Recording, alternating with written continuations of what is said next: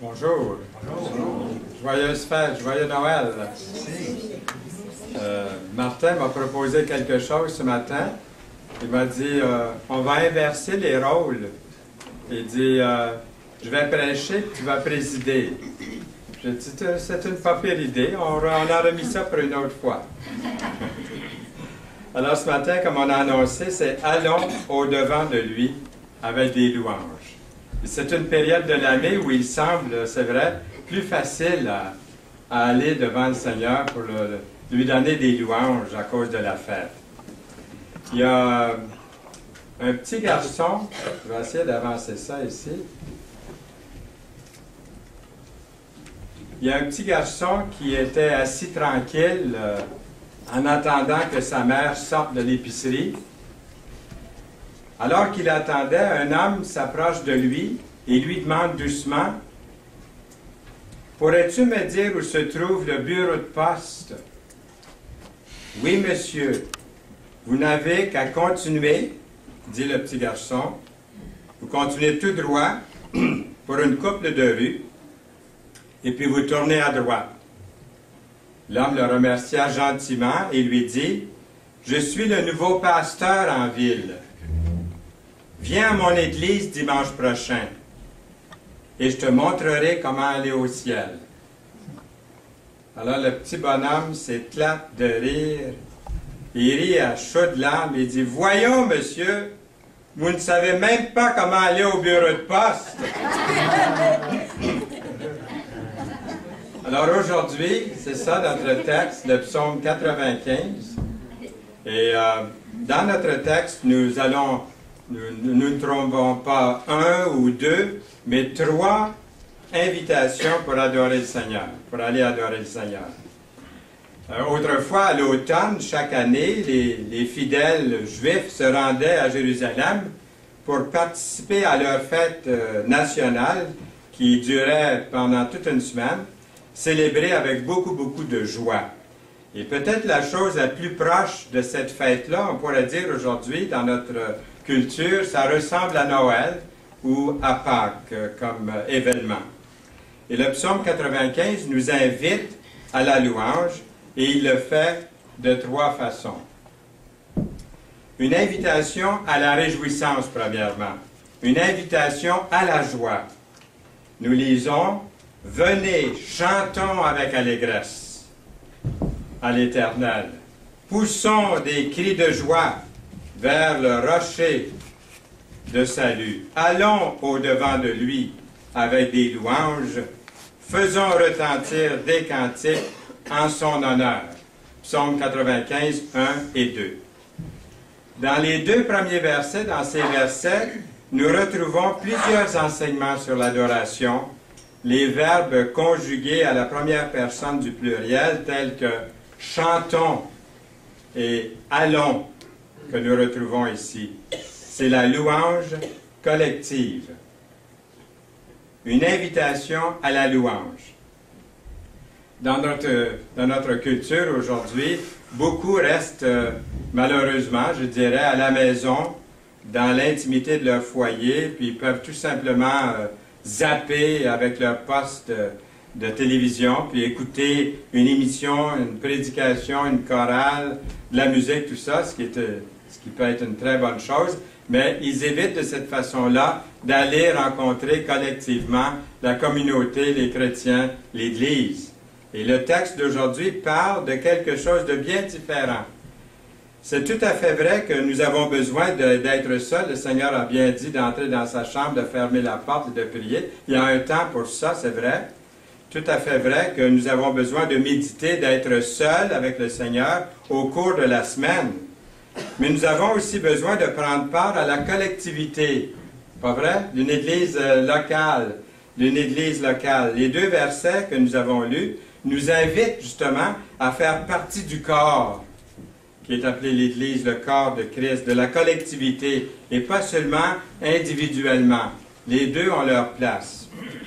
Il y a la louange vocale et instrumentale. Tout comme on pourrait penser à tort que le culte où l'adoration ou les louanges, la réunion de louanges est une affaire privée, et ça peut être vrai dans certaines circonstances. De même, on pourrait croire que l'adoration ou la louange est aussi seulement une question de tranquillité silencieuse, de contemplation, de méditation. Tandis que certains cultes ou certaines réunions de louange pourraient être silencieuses, la louange de ce psaume 95 que nous avons devant nous maintenant nous invite à prendre part à une rencontre vocale et instrumentale. Le verset 1 parle de chanter et le verset 2 mentionne les louanges par des cantiques. Vous avez vu? C'est la louange pleine d'entrain, énergique, vive. C'est écrit, pas d'une façon moindre, « Poussons des cris de joie vers le rocher de notre salut. » Ça doit faire un peu de bruit, vous ne pensez pas? De pousser des cris de joie, ça doit faire un petit peu de... ça doit déplacer de l'air un peu. Et cette expression a été utilisée par les Israélites lorsqu'ils ont marché autour des murailles de Jéricho. Le peuple poussa des cris et les sacrificateurs sonnèrent de la trompette. Lorsque le peuple a entendu le son de la trompette, il poussa de grands cris et la muraille s'écroula. Dans Josué 6, verset 20. L'expression a ici été utilisée lorsque l'arche de l'Alliance a été portée dans le camp. La Bible dit, lorsque l'arche de l'Alliance de l'Éternel entra dans le camp, tout Israël poussa de grands cris de joie, et la terre fut ébranlée. Imaginez-vous, 1 Samuel 4, 5, ça devait s'entendre. Ça devait s'entendre. Les églises sont un peu différentes les unes des autres. Vous avez peut-être visité des fois une église où c'était beaucoup plus bruyant que le groupe biblique de la Rive-Sud. Hein, il y a des églises comme ça. Et ce n'est pas toujours mauvais non plus. Certaines sont plutôt réservées, et ça aussi c'est très bien. Chacun a ses caractéristiques. D'autres sont assez bruyantes. Je me rappelle un jour, j'étais avec Gérald Dubé, je ne sais pas s'il y en a qui le connaissent. On l'appelait Roadrunner. C'est un homme très, très énergique, un chrétien qui aime beaucoup, beaucoup le Seigneur. Il était responsable, il était président des comités de prière dans toute la province durant Mission Québec avec Billy Graham en 1990. Et un jour, on est allés tous les deux faire un concert de prière à Shawinigan, dans une église très, très bruyante. Avant d'arriver, ils avaient déjà commencé à louer Dieu. Et on entendait du bruit, c'était l'hiver. Tout était fermé. Puis j'ai dit, mais qu'est-ce qui se passe? On entendait du bruit. Quand on est rentré là-dedans, ça louait à tue-tête, ça chantait. Bon, il y a une place pour ça. C'était leur façon de faire. On est entré là.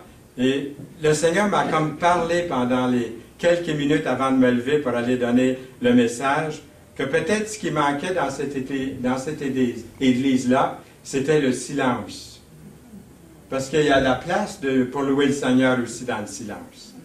Alors j'ai dit à Gérald, je vais leur demander de louer le Seigneur pendant quelques instants en silence. C'est quelque chose que l'Église n'avait, je pense, jamais expérimenté. Alors je dis à l'Église, je ne veux plus entendre un seul son, pas un Amen, pas un Alléluia. Et là, ça s'est tu. C'est devenu très, très tranquille, à tel point, vous ne le croiriez pas, on entendait chanter les oiseaux à l'extérieur des gros murs de l'Église. On entendait le vent, on entendait des choses qu'ils n'avaient jamais entendues. Ils ont loué le Seigneur de cette façon-là. Le pasteur est venu me trouver après et il a dit, c'est quelque chose qu'on a appris aujourd'hui, qu'on peut louer Dieu dans le silence. Il y a du temps pour les deux. Il faut respecter ce temps-là de silence quelquefois. Alors, c'est dans nos assemblées, en Église, ici, nous avons tendance, nous, je dirais nous, à mettre l'accent surtout sur l'intellect ou l'esprit. Tandis que dans certains groupes évangéliques, on mise beaucoup plus sur les émotions. Disons-le comme ça. On pourrait dire que dans nos assemblées, nous nous servons plus du côté gauche de notre cerveau. Hein? En psychologie, on dirait ça. Et de notre cerveau. Puis, on est plus penseur que les autres, peut-être. Puis, plus démonstratif et émotif utilisent surtout leur côté droit de leur cerveau. Il est correct, dans certaines circonstances, même bibliques, d'être enthousiasmé, d'être ravivé au sujet de l'adoration. Et ce texte nous invite justement à devenir plus expressifs dans notre adoration collective. Dans la Bible, le volume de la voix est souvent considéré comme étant une chose sérieuse en ce qui concerne notre culte envers Dieu. Poussons des cris de joie vers le rocher de notre salut. Est-ce que c'est biblique? Psaume 95, verset 1. C'est la louange joyeuse. Une des premières personnes que j'ai eu la joie de baptiser était un homme qui mesurait à peu près 6 pieds. Il pesait au-delà de 200 livres, il était très zélé. J'ai pratiqué le 5BX de l'armée, la culture physique, pendant des mois avant de le baptiser. C'est vrai ce que je vous dis là. Même mon épouse était enceinte, je la baptisais hors de l'eau à tous les jours. Sur le plancher, j'essayais de ne pas l'échapper, je ne l'ai pas échappé non plus, pour me faire des muscles, pour en fait de baptiser cet homme-là. C'était le premier qui se convertissait ou qui s'était converti dans la région. Et puis, il était, comme je vous dis, il était tellement zélé, il était tellement content d'appartenir au Seigneur, il était heureux, vraiment exubérant, plein de joie, de célébration puis de louange. Puis il y en a plusieurs qui l'ont rencontré, et j'en faisais part à un vieux chrétien qui était tellement zélé, puis il avait tellement le Seigneur, il louait le Seigneur à haute voix. Il avait une grosse voix, puis c'était toujours à haute voix. Et puis, je partageais ça avec un vieux chrétien, puis le vieux chrétien m'a dit, il m'a fait le commentaire suivant, il dit, donne-lui un peu de temps, puis il va redescendre un peu. Il va devenir un peu comme le reste de chacun de nous autres ici. Moi, j'ai trouvé ça tellement triste. Vous ne trouvez pas? Ouais. C'est triste. J'espère que non, qu'il ne s'est pas refroidi. Je pense que le connard, il est toujours pauvre. Bien, il a vieilli, donc il s'est ralenti un petit peu. Il y en a en vieillissant, ils ne ralentissent pas. C'est une bonne chose aussi. Mais lui, il s'est calmé un petit peu. On dirait que pour certains, c'est une vertu d'être malheureux, d'être tiède, sans émotion au sujet de leur foi. Ils vont assister à une partie de hockey, vous devriez les voir. Hein? Ça se lève carré debout dans le salon, puis yeah! Ils ont compté leur équipe favorite. Mais quand c'est le temps de louer le Seigneur, ça c'est bien. On n'ose pas trop élever la voix. La Bible nous dit que David dansa devant le Seigneur. Et Anna est devenue très émotive dans le temple, au point que le serviteur du Seigneur, le sacrificateur, l'a accusé d'être ivre. C'est l'adoration centrée sur Dieu qui a causé cette émotion chez Anne. Il y a quand même un avertissement, et puis ça c'est dans mes notes, je voulais absolument le mentionner aussi. On ne doit pas devenir exubérant et faire du bruit seulement pour se sentir bien puis émotif. Au contraire, notre culte de louange doit être centré sur Dieu. C'est là-dessus qu'il doit être centré. Et si l'exubérance est un débordement de cette confiance, de cette foi, de cette assurance qu'on a placée en Dieu, gloire à Dieu à ce moment-là. C'est un culte que nous rendons à Dieu. Il ne s'agit pas de moi, il s'agit de lui. Il s'agit du Seigneur. Venez, chantons avec allégresse. Vous voyez, c'est marqué, j'ai souligné, à l'Éternel. Poussez des cris de joie vers le rocher de notre salut. Allons au-devant de lui avec des louanges. Faisons retentir des cantiques en son honneur. Dans le psaume 95, versets 1 et 2. Notre premier devoir, quand nous venons dans la présence de Dieu, c'est pas pour faire du bruit, mais c'est vraiment pour le louer. Et s'il y a du bruit, c'est à cause du débordement de cette louange, de cette affection, de cette ardeur que nous avons envers lui. Allons au-devant de lui avec des louanges. J'ai quelquefois parlé, et plusieurs le connaissent ici pour ses écrits, Henry Allen Ironside était un prédicateur populaire. Il faisait partie des assemblées de frères, telles que nos églises, nos assemblées. Puis il enseignait la Bible il y a 75 ans. Un jour, dans un restaurant bondé de monde, de clients, et lui, il était à Ironside sur le point de commencer son repas, un homme s'est approché de lui et lui a demandé s'il pouvait se joindre à lui pendant le repas. Ironside l'a invité, asseyez-vous, l'a invité à s'asseoir. Puis, comme d'habitude, vous pouvez vous l'imaginer, Ironside a incliné la tête et silencieusement, il a remercié le Seigneur pour son repas. Quand il rouvre les yeux, l'autre homme, l'homme lui dit, « Avez-vous mal à la tête? » « Non, répond Ironside. « Non, je voulais simplement remercier Dieu, comme je le fais chaque fois, comme je le fais toujours, avant de manger. »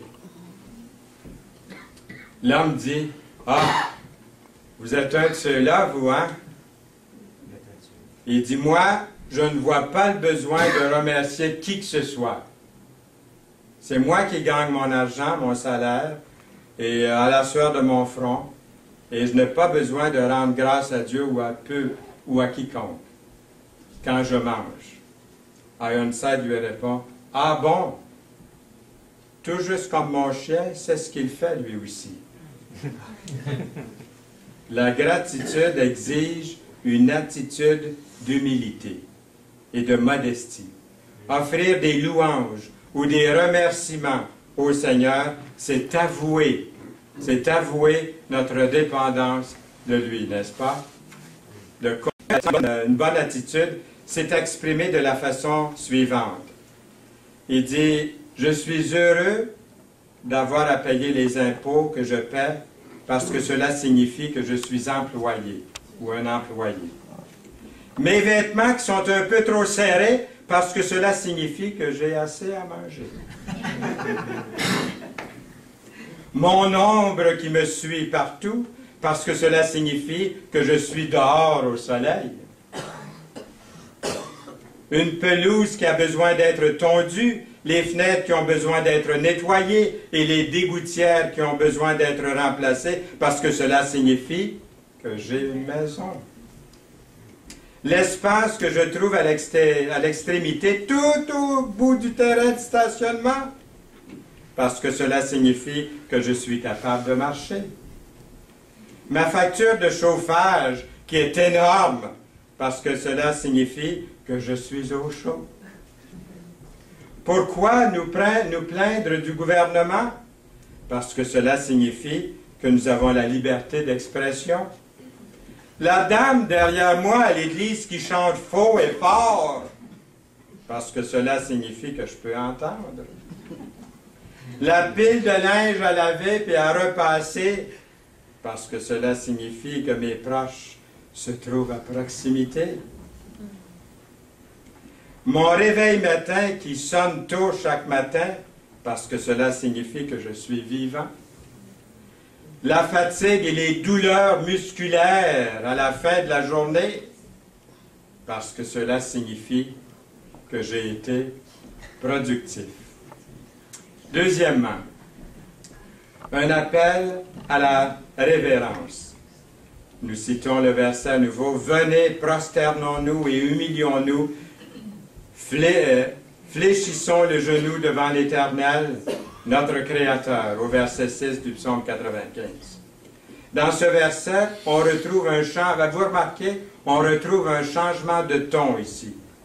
Un véritable changement à partir de chants chantés avec enthousiasme, avec énergie, avec ardeur, à celui de l'empressement, respect, humilité, tranquillité devant Dieu.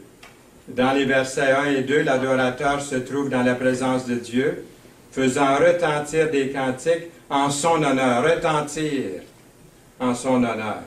Au verset 6, l'adorateur se prosterne avec humilité devant Dieu dans le silence.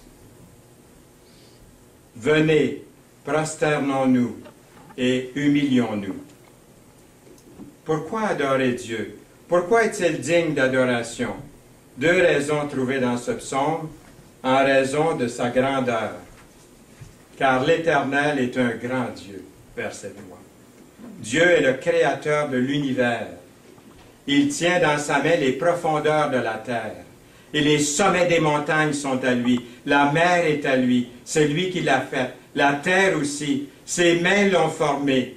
Au verset 6, il est appelé notre Créateur. Il est mon Créateur. Est-il le vôtre? Nous lisons, car il est notre Dieu au verset 7. Dieu est dans une classe distincte, une classe à part. Il n'y a pas de rival. Il est un Dieu, il est un grand Dieu. Il est un grand roi au-dessus de tous les dieux. Non seulement il est le Seigneur, mais il est un grand Dieu. Il est aussi notre Dieu.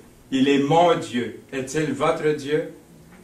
Notre Dieu personnel, votre Dieu personnel. Grâce à la venue de Jésus, nous avons maintenant une relation étroite et personnelle avec Dieu. Nous sommes le peuple dont il est le berger, le troupeau que sa main a conduit, verset 7. Nous sommes dirigés par lui. Il prend soin de nous, alimentés par lui, protégés par lui. Nous devons tout à ce bon berger. Troisièmement, c'est un appel à la repentance. Nous lisons, et ça c'est vraiment un appel avec amour, un appel avec empressement. Oh, si vous pouviez écouter aujourd'hui sa voix, pas ma voix, pas la voix d'un autre, mais sa voix à lui. Si vous pouviez écouter aujourd'hui sa voix, n'endurcissez pas votre cœur. Comme à Mériba, comme à la journée de Massa dans le désert, où vos pères me tentèrent, m'éprouvèrent, quoiqu'ils aient vu mes œuvres, dans le psaume 95, versets 7 à 9. Pendant 40 ans, j'eus cette race en dégoût, et je dis, c'est un peuple dont le cœur est égaré, ils ne connaissent pas mes voies. Aussi je jurai dans ma colère, ils n'entreront pas dans mon repos. Les versets 10 et 11 du psaume 95. Vous avez remarqué, le psaume change de ton complètement, a changé de ton à nouveau. Et cette dernière partie du psaume est un sérieux avertissement contre la désobéissance et l'indifférence du peuple. Le texte commence par un appel à des chants joyeux, mais maintenant, c'est tout le contraire. C'est un appel, un auto-examen sérieux de se repentir, de venir au Seigneur. Et dans notre passage, nous retrouvons aujourd'hui à la fois la bonté et la sévérité de Dieu. Comme c'est écrit dans Romains 11, 22, « Considère donc la bonté. » C'est ça qu'il faut considérer. N'est-ce pas qu'il faut considérer la bonté de Dieu? Parce que en Dieu, vous voyez, considérez donc la bonté et la sévérité de Dieu. Il y a les deux. On dit le bon Dieu, mais il y a aussi la sévérité et la justice de Dieu. La patience de Dieu a une limite, si je peux dire. Et le conflit entre le caractère plutôt joyeux de la première partie du psaume et la présente force ou la note d'avertissement très très forte que nous retrouvons ici de la deuxième moitié du psaume est plutôt discordante, vous direz. Une fois que les Israélites quittèrent l'esclavage en Égypte, dans Exode chapitre 17, et qu'ils ont trouvé la liberté par la main puissante de Dieu, ils ont commencé à se plaindre. Ils auraient voulu manger des oignons, de l'ail, des choses qu'ils retrouvaient en Égypte autrefois. Et là, ça leur manquait dans la longue marche au travers du désert. Alors ils se sont plaints, ils ont chialé, pour utiliser notre terme ici. Ils se sont plaints, ils ont grogné sur leur soif et leur faim. Et en raison de leur plainte et de leur manque de foi, ils ont été exilés. Ils ont déambulé dans le désert pendant combien d'années? 40 ans. Allons au Seigneur avec des chants joyeux dans une humble révérence mais il est tout aussi important de se présenter devant lui avec un cœur obéissant et reconnaissant. Peu importe les circonstances, c'est pour un temps l'épreuve. Au fond, le message que nous avons, c'est « Venez tel que vous êtes ». Venez tel que vous êtes. Dieu vous accepte tel que vous êtes. Par contre, l'Église doit revenir aux sources de la parole et parler à nouveau du jugement et des conséquences du péché. Il est plus important que jamais de présenter la repentance qu'enseigne l'Évangile. Venez comme vous êtes est biblique. Jésus l'a dit dans Matthieu 11, 28. Qu'est-ce qu'il a dit, Jésus? Venez à moi, vous tous qui êtes fatigués et chargés, et je vous donnerai du repos.